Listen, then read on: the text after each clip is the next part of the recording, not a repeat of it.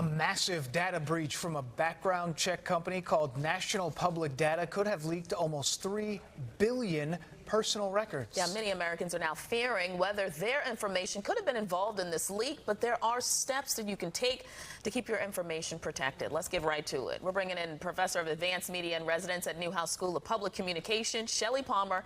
He's here to help us. And Shelley, as we mentioned in the opening, this is very concerning, considered to be one of the largest data breaches. So how can we protect ourselves moving forward? Because this is like becoming a common theme we're noticing.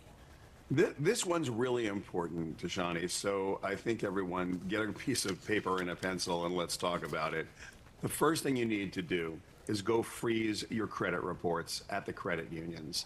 And you call Equifax and Experian and TransUnion, the three big ones. They're the ones everyone checks. Once again, Equifax, Experian, and TransUnion.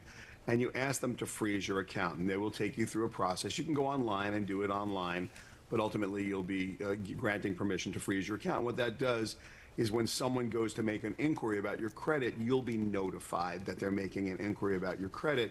And this is a pretty good way to start to protect yourself against identity theft.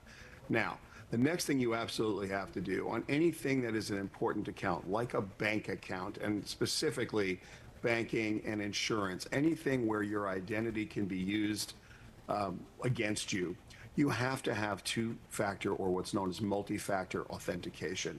This is very inconvenient. You all know what it is. You put in your password and then it says, okay, we're going to send a note to your phone, a text to your phone, and then you have to enter, or we're going to email you a code and you're going to have to enter the code. It's incredibly inconvenient for you, but you know who else that it's really inconvenient for?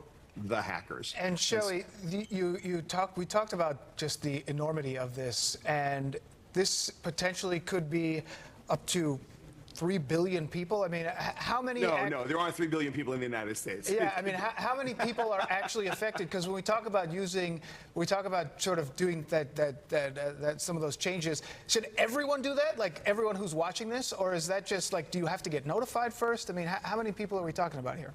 I tell you what, Dan, I would do this as a matter of course. In 2024, with AI on the rise and all kinds of bots capable and all kinds of data breaches happening every day, why wouldn't you just go freeze your credit accounts? How many times do people need to get your credit report? And the answer is only when you're applying for a credit card or a mortgage or bank loan. So go freeze them. It doesn't hurt you. There's nothing, and you'll get notified if someone needs to legitimately look at your credit report. So doing that hurts you not at all and protects you all the time.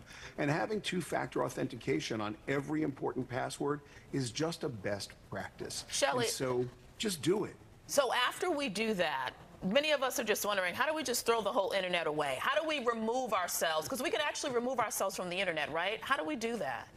You really can't, and everyone talks about it. You really can't go. I mean, I guess if you lived in the woods somewhere and you didn't have a credit card, you didn't have a telephone, you might need it. Guys, is there any legal recourse when something like this happens? I mean, do you have any? Because a lot of times, if your data gets breached, they'll say, "Hey, we signed you up for 3 months of this credit or 3 years of this credit monitoring." But do I, have a consumer, have any legal recourse to sue a company if my data gets leaked by them? Well, that's a good point, Dan. Don't sign up for any of that credit monitoring nonsense. Like whatever they're telling you, no. The answer to that is no. You don't need credit monitoring. What you need to do is freeze your credit reports and have two-factor authentication. For legal recourse, you are going to need to see a lawyer. If it's over $2,500 of loss, you're going to go talk to the FBI about it because that's the threshold for cybercrime. This is a very big problem for all of us. And I think, look, I don't know how many people are actually affected. There are reports that it could be several million to several tens of million. But this is something that happens so often. Yeah. It's just a good time to get it done. And it's not just the U.S. It's other countries as well that are involved in this. Shelley, thank you so much. Some good advice today. Really good advice. Thank you very much.